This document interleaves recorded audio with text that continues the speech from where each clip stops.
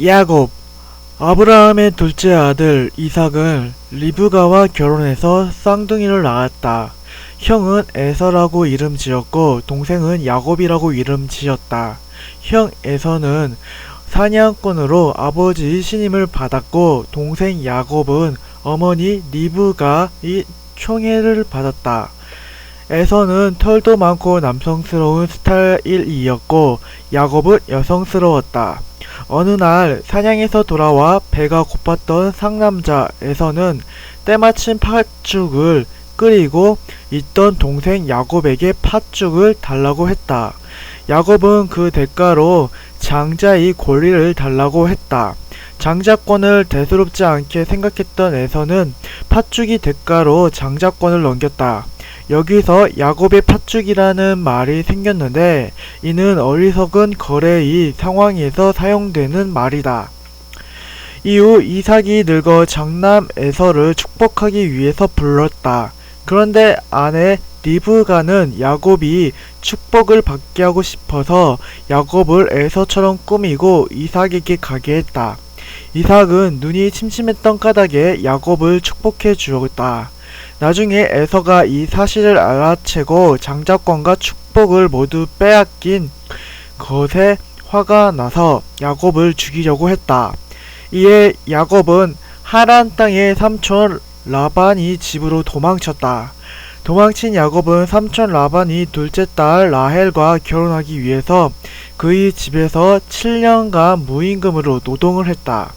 하지만 삼촌 라반은 야곱을 속이고 첫날 밤에 첫째 딸 레아를 들여보냈다. 야곱이 이에 항의하자 삼촌 라반은 첫째 딸을 먼저 출가시키는 풍습을 들어 7년을 더 일하는 조건으로 라헬도 함께 야곱에게 주었다. 이후 아내들과 그 전까지 일한 대가인 가축들을 데리고 삼촌이 집에서 도망 나온 야곱은 아버지 이삭이 집으로 향했다. 하지만 형 에서가 자신을 해칠 것이 두려웠던 야곱은 먼저 가축과 선물을 보내고 다음으로 아내와 자식을 보냈다. 야곱은 홀로 남아 있다가 우연히 어떤 사람과 밤새 씨름을 하게 되었는데 날이 셀 때까지 끈질기게 그를 놓아주지 않자 그는 야곱에게 복을 주기로 약속하고 이스라엘이라는 이름을 지어주었다.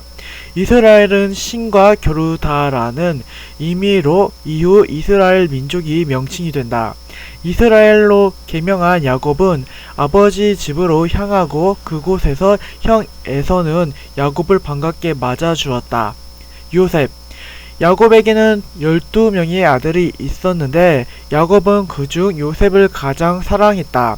어느 날 요셉은 자신이 왕이 되는 꿈을 꾸었다. 꿈 이야기를 형제들에게 하자 형제들은 안 그래도 아버지의 편애를 받는 요셉을 시기해서 그를 죽이려고 했다. 형제들은 요셉을 구덩이에 던져 넣은 다음 지나가던 상인들에게 요셉을 노예로 팔아버렸다. 이집트로 팔려나간 요셉은 어느 고관이 종이 되었는데 주인이 아내의 유혹을 거절했다가 감옥에 갇히고 말았다. 요셉은 감옥에서 꿈을 풀이하는 재능을 인정받고 파라오의 꿈을 해석하는 일을 맡게 되었다. 그곳에서도 능력을 인정받은 요셉은 총리 대신에 오르고 나라의 풍년과 흉년을 예측하여 이집트를 재난에서 구해내었다.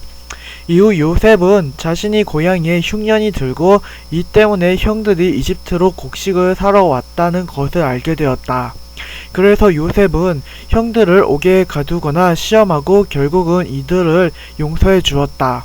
그리고 아버지 야곱을 이집트로 데려와 풍성하게 대접하고 살 곳도 마련해 주었다. 야곱과 요셉의 자손들은 이집트에 정착해서 살아가게 되었다. 여기까지가 창세기 내용이다. 창세기는 천지창조에 대한 이야기와 아담과 이브의 타락에 대한 이야기로 시작해서 대홍수와 바벨탑의 재난 그리고 아브라함, 이삭, 야곱, 요셉에 이르는 가족사에 대한 이야기로 구성되어 있다. 창세기 다음이 출애굽기는 이집트에서 노예가 되어 있는 이스라엘 민족의 이야기로부터 시작된다. 야곱과 요셉이 이집트에 정착한 후 어떤 사건들을 거쳐 그 후손들이 노예의 상태가 되었는지는 충분하게 설명되어 있지 않다. 그리고 역사학자들에 따르면 이집트 문화권과 유대민족이 교류했을 가능성은 희박하다고 한다. 하지만 성경에는 유능한 총리로서의 요셉에 대해서 알지 못하는 왕이 집권을 했고, 이스라엘 민족이 기하급수적으로 늘어나는 것을 우려한 왕이 이스라엘 민족에게 강제 노역을 시켰다고 간략하게 기록되어 있다. 출애굽기의 원래 제목은 엑소더스로 번역하면 탈출기 정도가 된다. 출애굽기의 뜻은 애굽이 이집트를 의미하므로 이집트를 나옴 정도가 될 것이다. 말 그대로 이스라엘 민족이 이집트에서 탈출하는 내용을 담고 있다. 모세. 출애굽기의 주인공은 이스라엘 민족과 모세다. 모세가 태어나던 당시에 이집트에는 이스라엘 민족의 인구가 급격히 늘어나 있었다. 그래서 이집트의 파라오는 유대인 출신을 억제하려는 정책을 폈다. 대표적으로 여자아이들은 살려두고 남자아이들은 태어나자마자 강물에 익사시키는 정책을 폈다. 이러한 인종말살 정책의 분위기 속에서 모세가 태어났다. 모세의 어머니와 누이는 모세를 살리기 위해 바구니에 송진을 바르고 그 속에 아이를 넣어 강가에 두었는데 우연히 파라오 딸이 눈에 띄어 궁궐에서 자라게 되었다. 하지만 청년이 되었을 때 모세는 자신이 이스라엘 민족이라는 정체성을 갖게 되었다. 자신이 민족이 억압받는 모습을 보고 모세는 이집트 감독관을 죽이고 광야로 피신했다.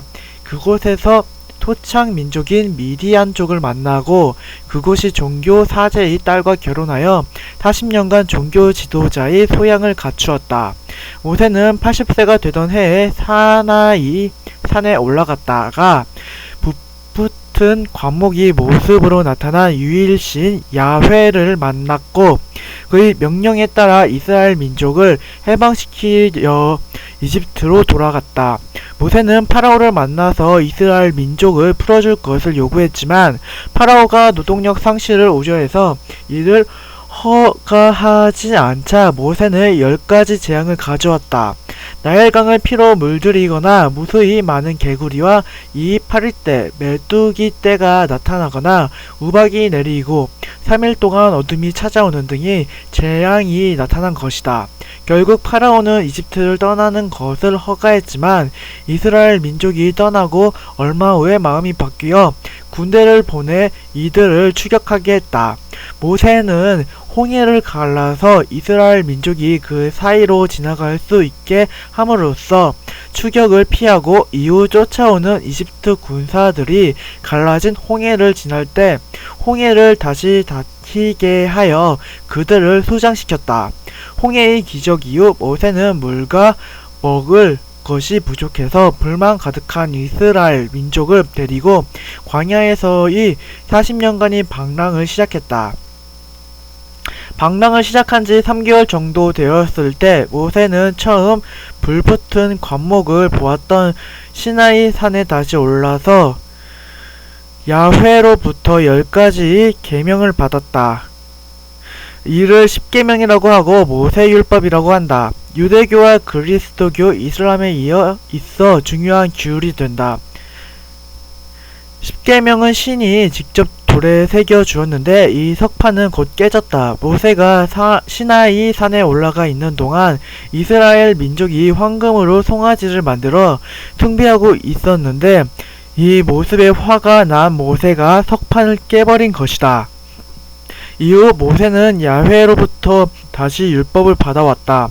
십계명의 대략적인 내용은 야훼 이외의 신을 섬기지 말라, 우상 숭배를 하지 말라, 하느님의 이름을 부르지 말라, 인식일을 지켜라, 살인을 하지 말라 등이다.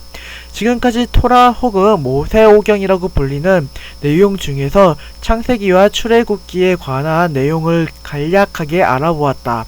이후 모세오경이 나머지 부분인 레위기, 민수기, 신명기는 앞의 내용과는 달리 역사적인 사건에 대한 서사가 아닌 율법에 대한 세부 내용, 광야에서의 여정, 모세의 마지막 가르침 등이 기록되어 있다.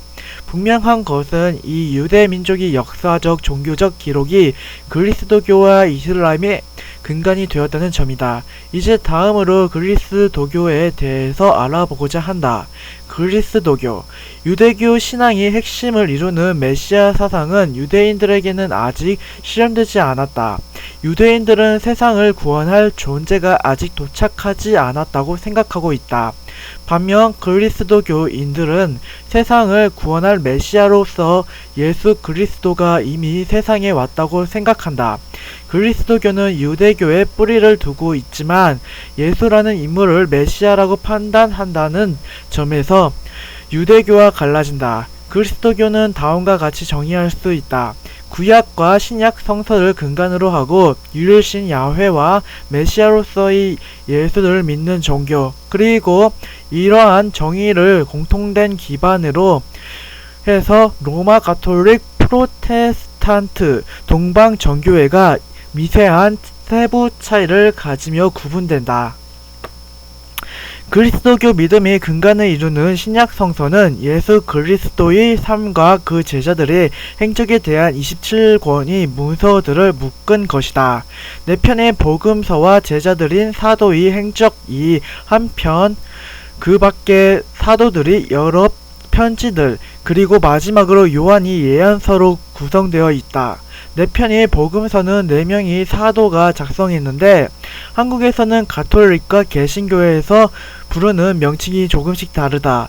가톨릭은 마테오 복음서, 마르코 복음서, 루카 복음서, 요한 복음서라고 부르고, 개신교에서는 마태복음, 마가복음, 누가복음, 요한복음이라고 부른다.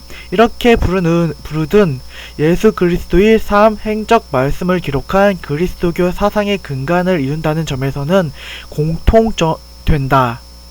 예수 그리스도. 신약 성서의 핵심이 되는 존재로 그리스도교뿐만이 아니라 유대교와 이슬람에서도 언급된다. 유대교에서는 유일신 야훼만을 인정하기 때문에 신의 아들로서의 예수를 인정하지 않는다. 초기에는 이단으로 규정했으나 현대에 이르러서는 야훼의 뜻을 전하러 온 수많은 예언자 중 하나로 인식한다. 이슬람에서는 유대교보다 높은 지위를 부여한다. 다만 유대교와 동일하게 예수를 하느님이나 그의 외아들로 평가하지는 않는다. 가장 위대한 예언자 무함마드가 등장하기 전에 아브라함, 모세와 같은 위대한 예언자 중 한 명으로만 평가한다. 예수 그리스도의 탄생은 기원 전과 기원 후의 기준이 되므로 원래는 서기 1년 1세기에 태어나야 했으나 실제 탄생 연도에 대해서는 논란이 많다. 대략 서기 2년부터 8년 사이에 태어났을 것으로 추측된다. 신약 성서에 따르면 동정녀 마리아가 천사 가브리엘로부터 예수를 회임할 것을 고지받는다. 이를 수태고지라고 한다. 마리아는 이를 약혼자 요셉에게 말했다. 그런데 여기서의 요셉은 구약에서 야곱의 아들 요셉이 아니다. 유대문화 안에서 요셉은 흔한 이름으로 하느님께서 더하실 것이라는 의미를 갖는다. 어쨌거나 요셉은 심적인 갈등을 겪었다. 하지만 가브리엘이 꿈속에 나타나 계시를 내리고 요셉은 이를 통해 마음의 갈등을 극복하고 마리아와 결혼했다. 목수 요셉과 마리아가 베들레헴으로 호적 등록차 여행을 떠났다가 마구간에서 예수를 낳았다. 예수는 출생 후에 어머니 마리아, 아버지 요셉과 함께 나사렛에서 성인이 될 때까지 살았다. 그래서 나사렛 예수라고도 불린다. 어린 시절의 기록은 많지 않은데 아버지 요셉을 도와 목수 일을 했던 것으로 보인다. 다만 당시 목수라는 직업은 변변치 않은 직업이었다. 복음서의 기록에 따르면 예수가 회당에서 예배를 주도하며 자신이 고난받은 민중들과 함께할 메시아라고 말하자 몇몇 사람들이 예수를 목수 요셉이 아들이라며 대수롭지 않게 생각했다. 더 나이가 들어서는 출가를 했다. 예수는 광야에서 40일간 금식을 하기 전에 강물로 세례를 하는 세례자 요한을 찾아갔다. 요한은 당시 그리스도가 나타날 것을 예언하며 다니는 사람으로 유명했는데 예수가 그를 찾아오자 오히려 자신이 세례를 받아야 할 사람이라고 말했다고 전해진다. 예수는 광야에서의 고행 기간 동안 사탄을 만나 유혹과 시험을 당하지만 이를 물리쳤다. 이후 예수는 제자들과 함께 복음을 전하고 기적을 행했다. 언덕 위에서 많은 사람을 모아놓고 도덕과 믿음에 대해서 설교하는 산상수훈과 5개의 보리떡과 2마리의 물고기로 5,000명을 배불리 먹인 오병이어의 기적이 대표적이다. 많은 유대인이 예수를 메시아로 믿고 따랐지만 유대인 율법학자들은 예수를 위험인물로 생각했다. 그래서 예수의 제자 유다와 말을 맞추고 예수를 제거하기로 했다. 예수가 제자들과 함께 예루살렘에 도착했을 때 많은 민중이 그들을 환영했다.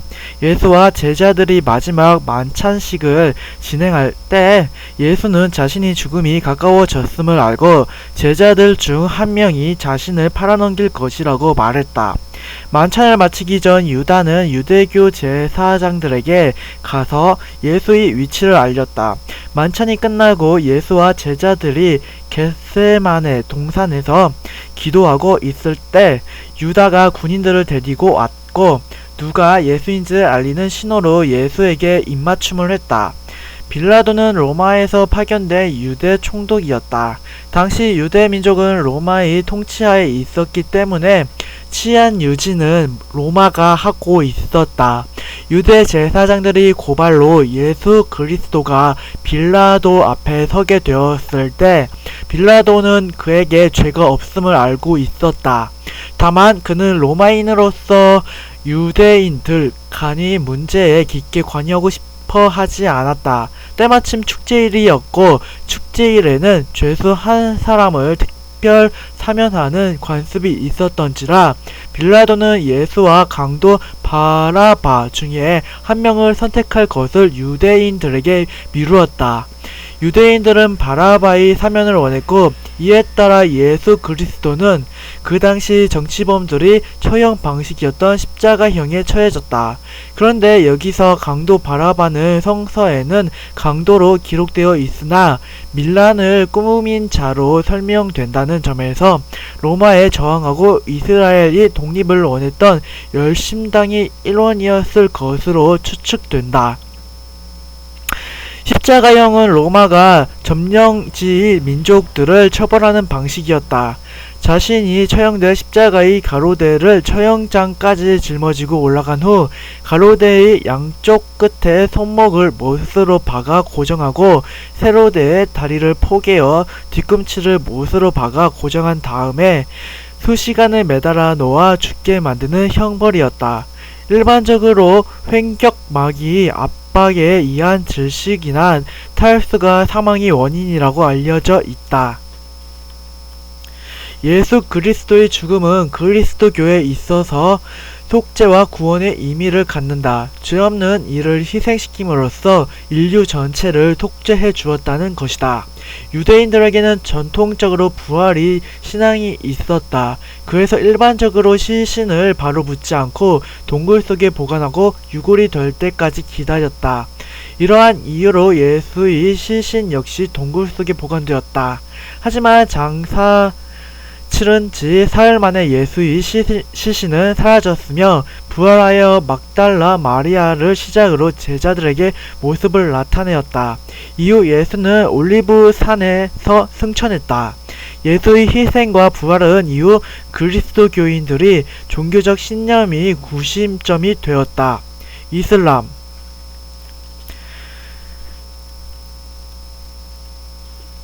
한국에서 이슬람교가 잘 알려지지 않았지만 세계적으로는 규모 면에서 그리스도교에 이어서 두 번째로 큰 종교다.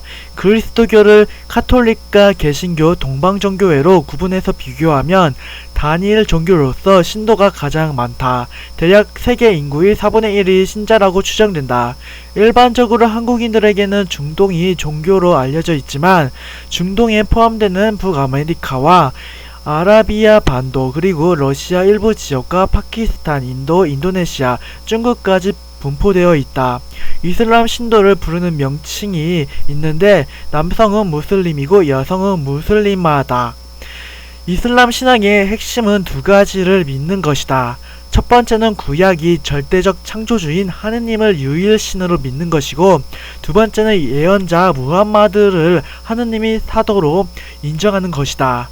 이를 무슬림들은 신앙 고백으로서 샤하다라고 한다. 일반적으로 무슬림들은 알라신을 믿는다고 알려져 있는데 알라신이 의미 자체가 유일신을 의미하는 것으로 특별한 신의 이름이 아니다. 구약 성서에 등장하는 아브라함의 하느님과 동일한 존재다. 야훼 하느님 알라는 동일한 존재로서 구약이 유일신을 말한다. 이슬람교의 핵심적인 인물은 예언자 무함마드로 한국에서는 마호메트라고 부른다. 무함마드가 유일신 알라의 계시를 받아 작성한 경전이 코란이며 이슬람 교리의 핵심을 이룬다. 이슬람의 신앙에 따르며 유일신 알라는 인간을 처음 만들 때 유일신을 믿도록 창조했다. 하지만 인간들은 이를 계속 잊어버린다고 한다. 그래서 유일신 알라는 이를 기억하게 하기 위해서 인간들에게 예언자와 선지자들을 보낸다. 코란에 기록된 대표적인 예언자 25명이다. 그중 아담, 노아, 아브라함, 모세, 예수, 무함마드가 가장 중요한 위치를 차지한다. 특히 예언자 무함마드는 알라가 보낸 마지막 예언자로서 최후의 심판이 있기 전까지 더 이상의 예언자는 없다고 한다. 그런 면에서 그리스도교와 이슬람의 근본적 차이는 각 종교가 갖고 있는 예수 그리스도와 예언자 무함마드의 지위에 대한 차이에 있다고 하겠다. 우선 예수에 대해서는 그리스도교의 경우 하느님이 유일한 아들로 하느님과 동일시되는 반면 이슬람에서의 무함마드 전까지의 예언자 중에서는 가장 위대한 인물이지만 하느님과 동일한 존재는 아닌 다만 선지자일 뿐이다. 특히 코란에는 예수의 십자가 처형에 대해서 기록되어 있는데 흥미로운 점은 실제로 처형당한 인물이 예수가 아닌 예수를 대제사장들에게 팔아넘긴 유다라고 기록되어 있다는 점이다. 유일신 알라께서 가장 사랑하는 선지자로서의 예수를 희생시켰을 리가 없다는 것이다. 다음으로 예언자 무함마드에 대한 입장에도 차이가 있다. 그리스도교는 신약 성서까지 믿는 까닭에 6세기에 태어난 예언자 무함마드에 대한 특별한 언급은 없다. 반면 이슬람에서의 무함마드는 최후의 예언자이자 가장 중요한 선지자가 된다.